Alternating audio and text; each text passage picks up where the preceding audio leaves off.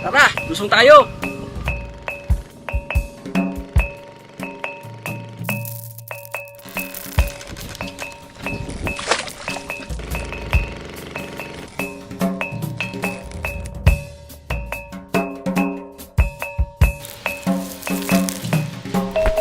Ako po si Mang Boyet. Tara, lusong tayo.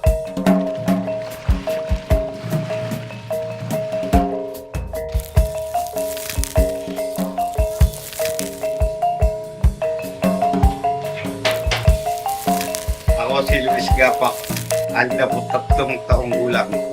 Dati ako magsasaka. Ngayon, wala na, nalupog na ang aming perin. Nangingisda na lang ako. Tara, lusong tayo.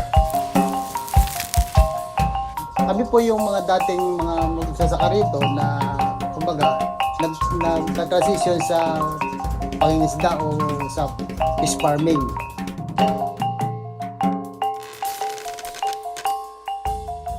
Ang sitwasyon po kasi ngayon dito sa amin talagang hindi na kami iniiwanan ng tubig.